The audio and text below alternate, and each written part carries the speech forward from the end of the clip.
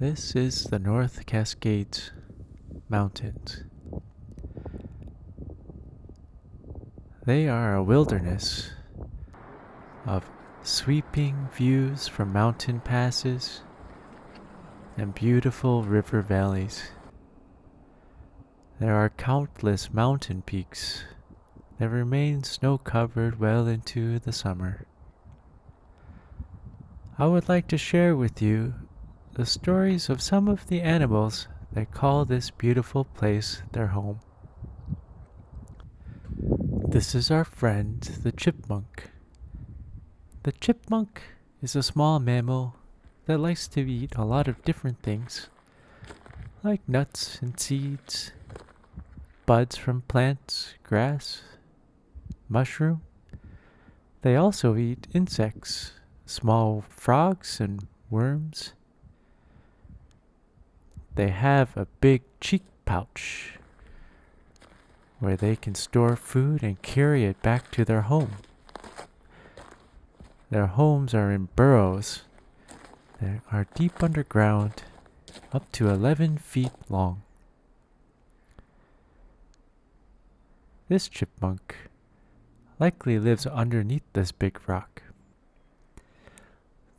The way chipmunks survive the winter when this whole mountainside is covered in snow is that they save some of their food by carrying it in their cheek pouch and letting it dry out inside their burrow. They're able to store a whole winter's worth of food in their burrow. And inside, they have different tunnels for different uses. Some tunnels are used for sleep. There's a dedicated tunnel used for pooping so that they don't have to come out of their burrow.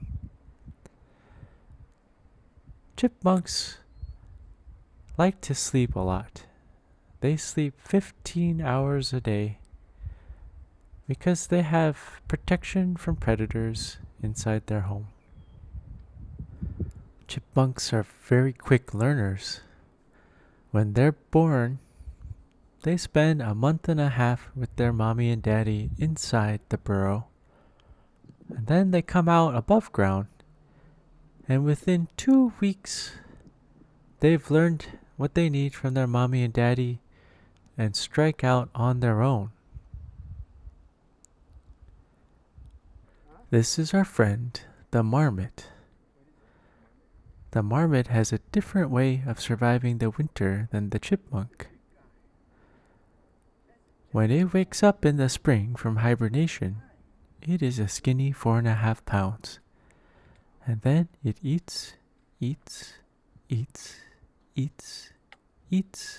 eats until by the end of fall, when the days are getting shorter again, it has gone from 4.5 pounds to 18 pounds. And then it falls asleep for all of winter. And when it wakes up in spring, it is skinny again. Wouldn't that be nice?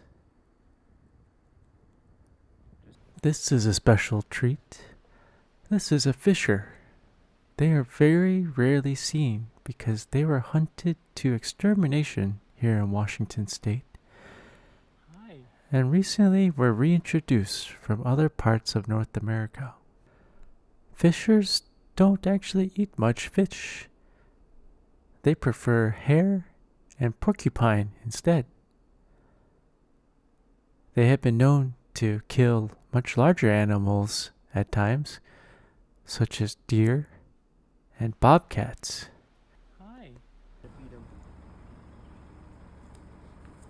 Most people have seen this animal friend before. This is a deer. You can see its black tail. When we went camping, this particular deer would come check out our campsites and the other people's campsites. What it liked to do was chomp on the dirt where people had peed. This is to get salt, which is hard to come by in the forest. This deer also liked to go through people's clothes and find the sweaty ones and chew on it. We found several pieces of Lululemon, very nice sportswear, all chewed up randomly in different parts of the trail. This deer has expensive taste. I don't have Lululemon clothing, but I hid my clothing inside my tent. Oh, you're not going to my jacket.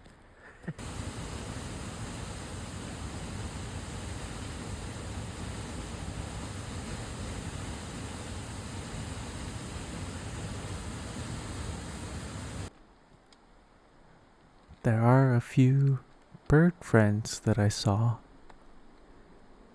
Can you see this one? It's pretty well camouflaged with its feathers. This is a ptarmigan. Do you see it? It's spelled with a Turn the P page there. to start the word. It's a ptarmigan. It's not a grouse. In the summertime, it has these really well camouflaged brown feathers. What's neat about this bird is that in the winter time, when this mountain is covered in white snow, the ptarmigan changes its feathers out for white feathers.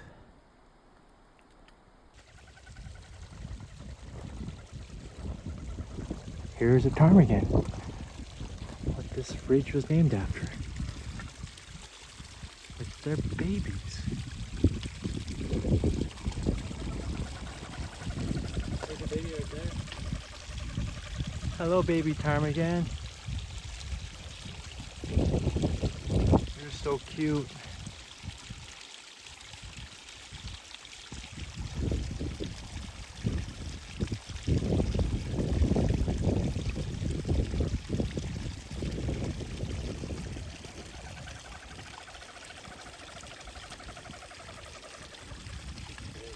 Yeah, we won't hurt you, Mama, or your babies.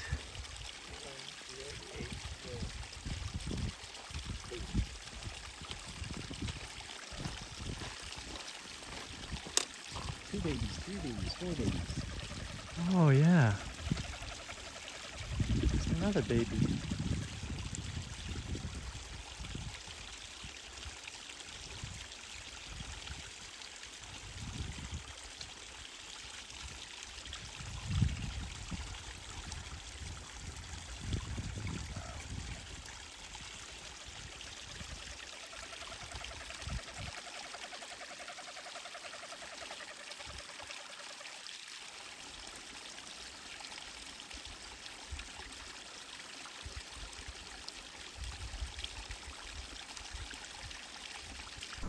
There's another bird that lives here in the mountain. It has a peculiar call. Here it is. It kind of sounds like a vibrating cell phone. Broop, broop, broop, broop. For the longest time, I couldn't figure out what was making that sound.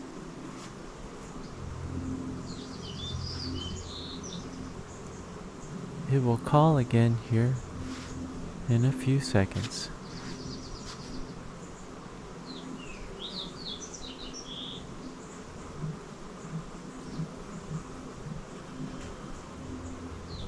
That sound is from this bird. This is a mommy grouse doing something very interesting. She popped out on the trail and watched to get our attention, and then ran down and watched to make sure we followed her before she disappeared into the bush. This was because we had discovered one of her babies, and she put herself in danger to draw us away.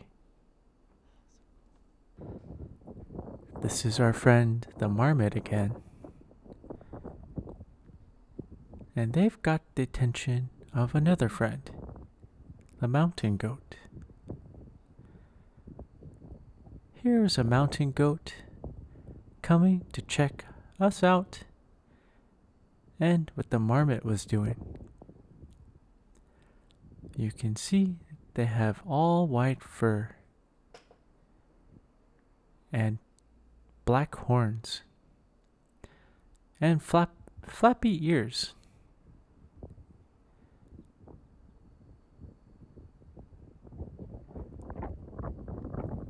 When I see this view, I think of Charlie the unicorn going to Candy Mountain.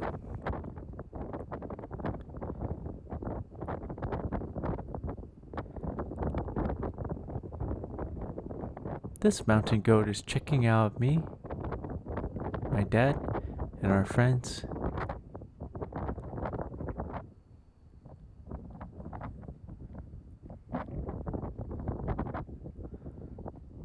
But they're also curious about whatever that marmot was up to. I'm not sure if the marmot had food or if the goat is looking for some salt in the pea or something else.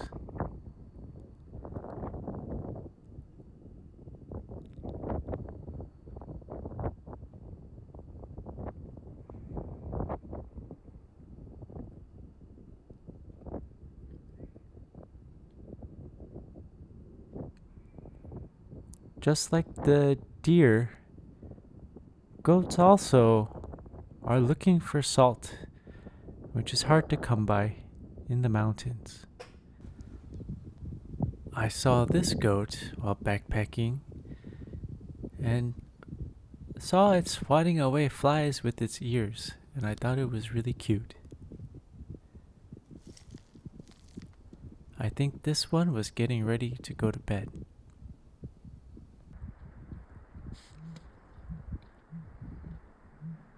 Did you hear that bird call? That was the sound of a grouse. And here's a mountain goat chomping away. Nom nom nom nom nom nom nom. You have seen just about all the animals of this mountain. All the ones that we want to see. I don't want to see a mountain lion though.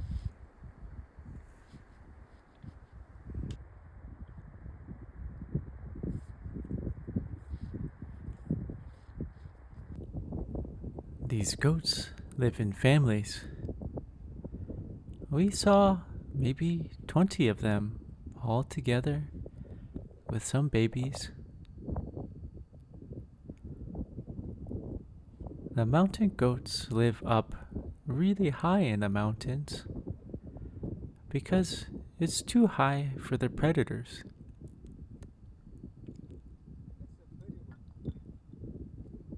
But to live this high on the mountain, they have to have some special traits.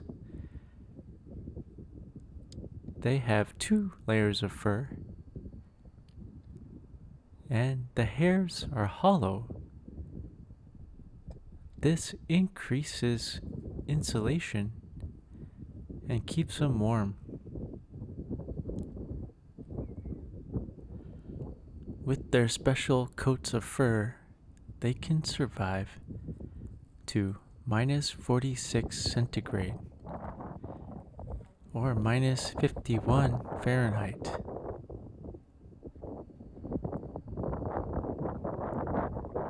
Here's the rest of that family of goats. I think this one in the middle is the boss.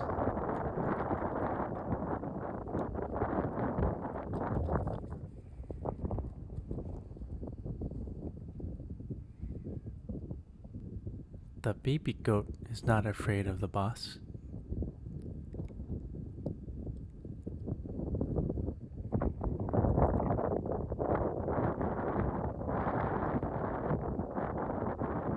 When the babies are young, The mommy will stay downhill just to make sure they don't slip and fall. In Xanadu did Kubla Khan a stately pleasure dome decree, a sunny pleasure dome with caves of ice.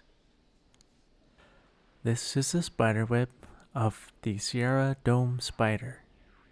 She laces her web with pheromones to attract males.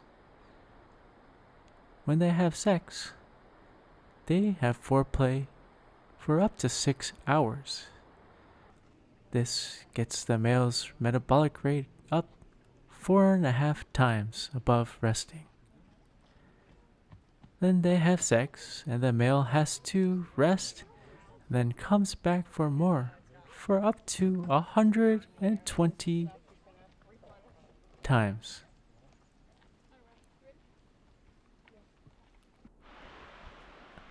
Another insect with an interesting sex life are these dancing flies. They fly up and down, males in one group and females in another, and the males bring a present wrapped in silk. This is usually a piece of food, but sometimes it's a heavy twig that they fly up and down with, or sometimes the ball is empty. The females fly up and down in the other group, and they size up the males and pick which one they want to mate with. Sex happens when the female starts unwrapping her present.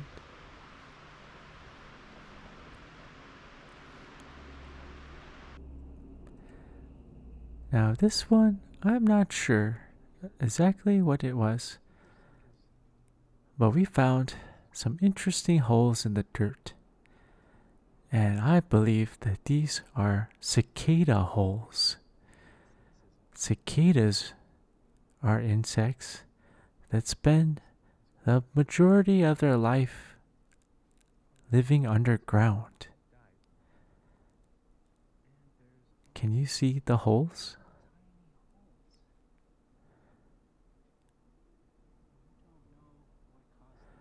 What's interesting about this area is that all the vegetation above the holes died. The way that cicadas eat is that they crawl through underground and find the roots of plants, and they drink the fluid, the watery fluid called xylem. There's another insect that does the same thing but above ground, and I showed that in another episode called Huckleberries, Ice Caves, and Spittlebugs. This is a spittlebug. You can see that it is sucking the watery fluid out of this plant and then blowing bubbles. Cicadas drink the same fluid like their cousins, the spittlebugs.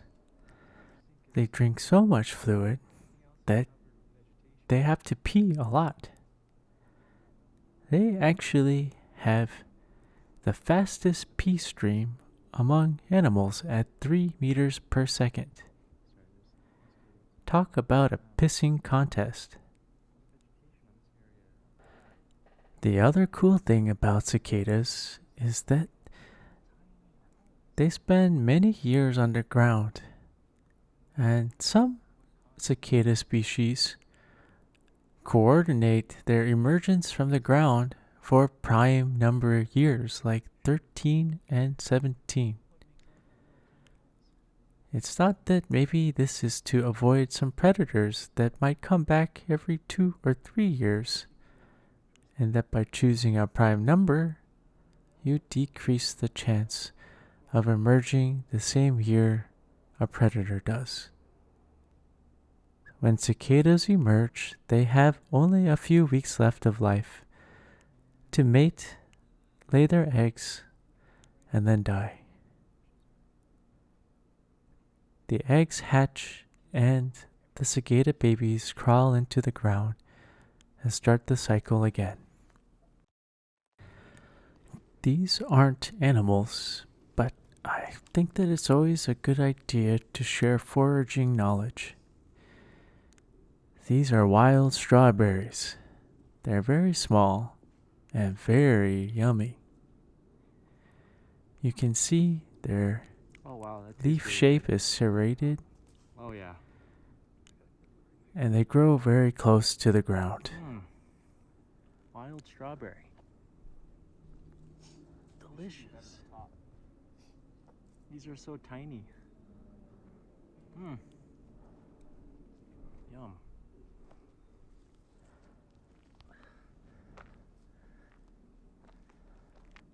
This is a lichen in the tree called Old Man's Beard. It has been used for its medicinal properties. You can make a tea and drink it to help relieve stomach upset or inflammation or infection of the throat, sinuses, or bladder. It has been used topically to help with wound healing.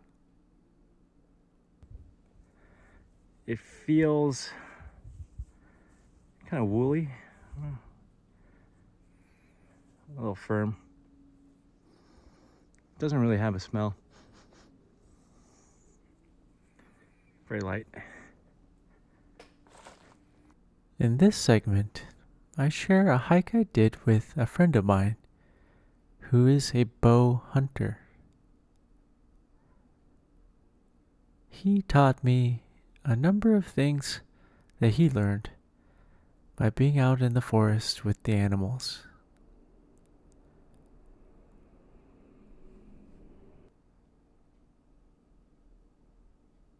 Probably a year-old deer with how big it is, but there's no dew claw, so you know it's probably not a buck, because a buck generally has a bit heavier base, so its dew claw sinks in. Oh, okay. I haven't seen a lot of deer sign on up here, so that's a good sign.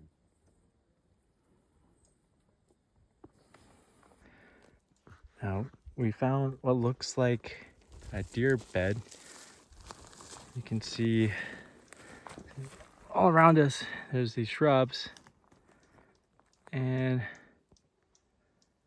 my friend pointed out there's hoof print.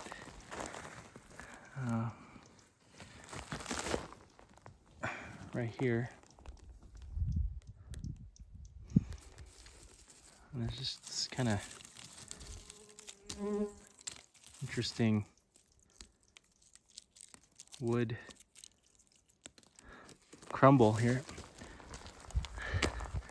So my friend thinks that this is where the some deer just sleep. Nice place to sleep.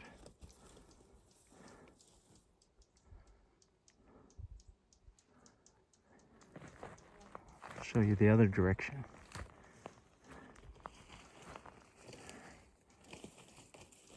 Really pretty clouds coming over the mountains.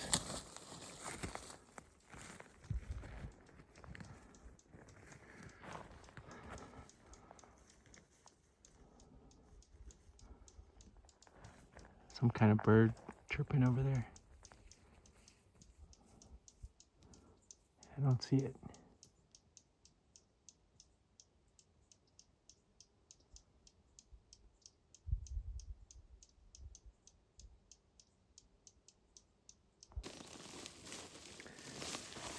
So we're on the ridge and we found these berry bushes. And you can see that these berries are not quite ready, but they're pretty close. Let's see here. There's one.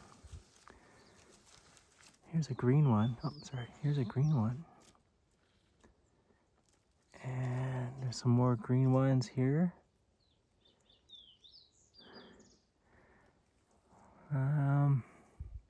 there's a blue one. Let's see,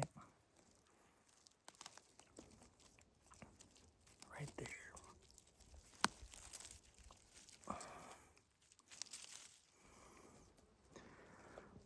That's so pretty. Look at that color.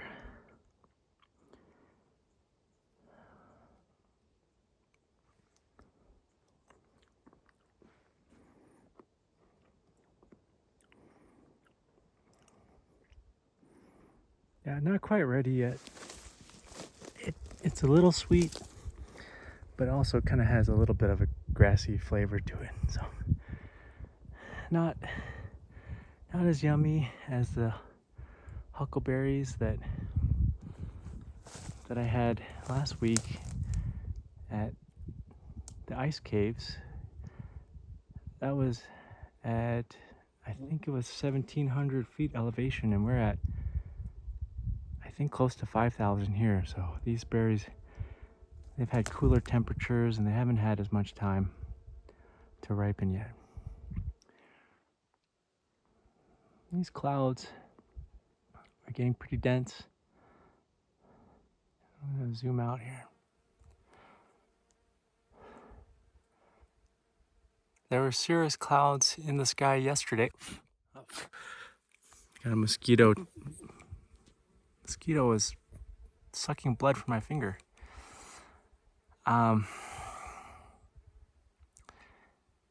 Yesterday there were cirrus clouds, and I learned that that usually indicates rain is coming in a day or two, and on the forecast there's supposed to be rain tomorrow. So yeah, these kind of look like they're getting thicker, and we'll see some rain tomorrow.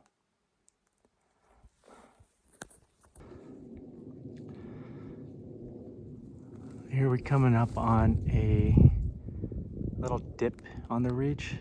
My friend says this is a saddle, and it's a good point to rest and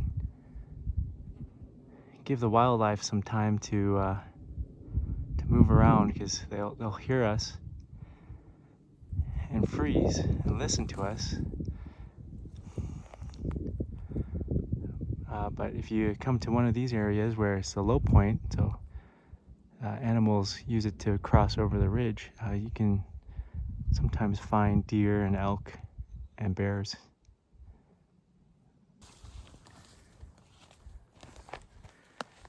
Here's a hole where a bunch of ants are coming out of, and my friend believes that this was ripped up by a bear to get at the ants. You can see all this stuff ripped up here.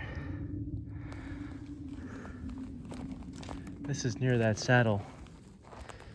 So here's that saddle here. Here's another spot that was dug up. You'll see them do that to stumps usually when there's like, if you get a big old burn. Old burn gets a lot of termites in those old stumps, and they'll just go through and rip the stumps apart.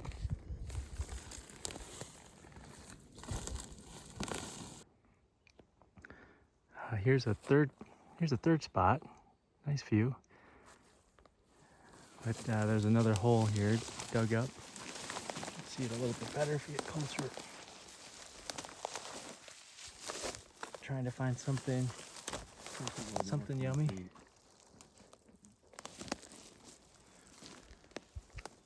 Mosquitoes are a lot worse right here. Yeah, I'm getting bit. Nice ridge.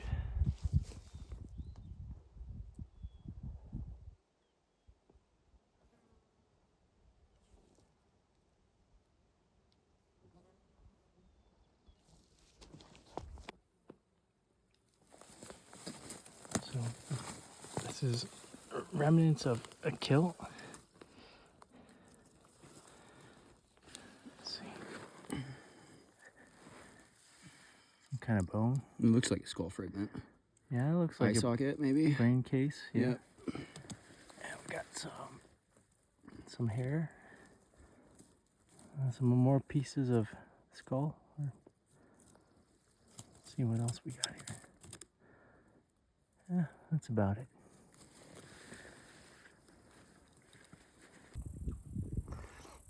So we didn't see any wildlife, well, deer or elk or bears today.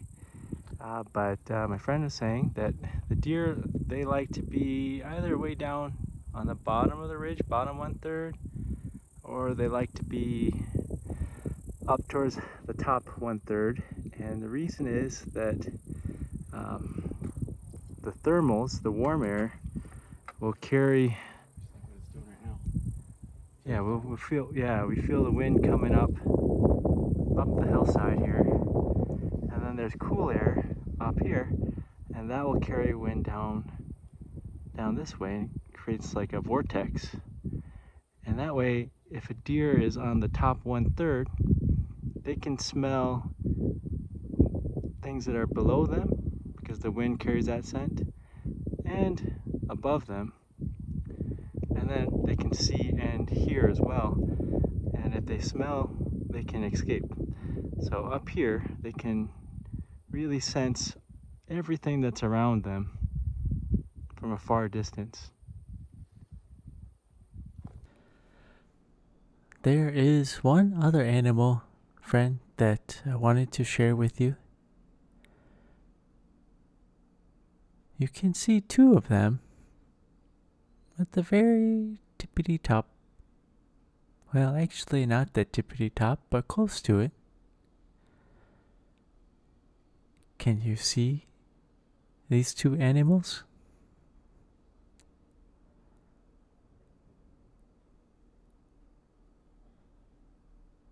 Here is a clearer picture.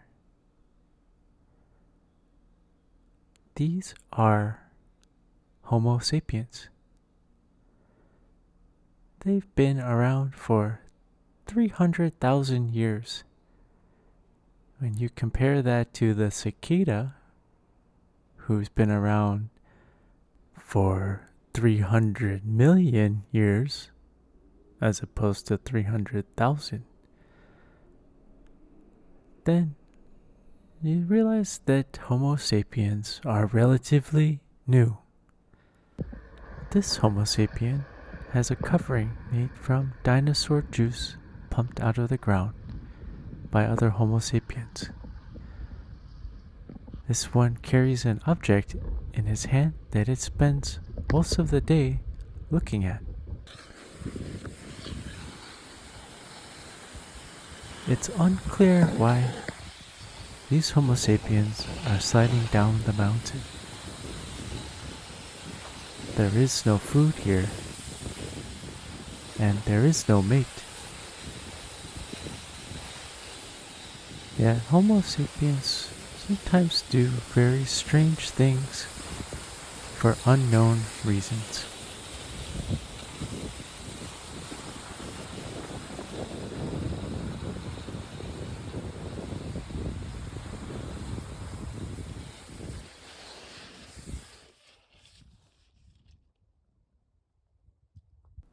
Well, these are the animal friends of the Cascade Mountains.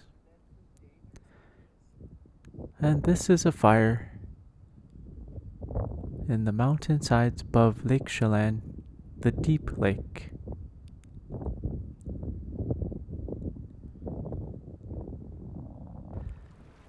This is the view from the lakeside where that fire is right now. This was taken earlier this summer.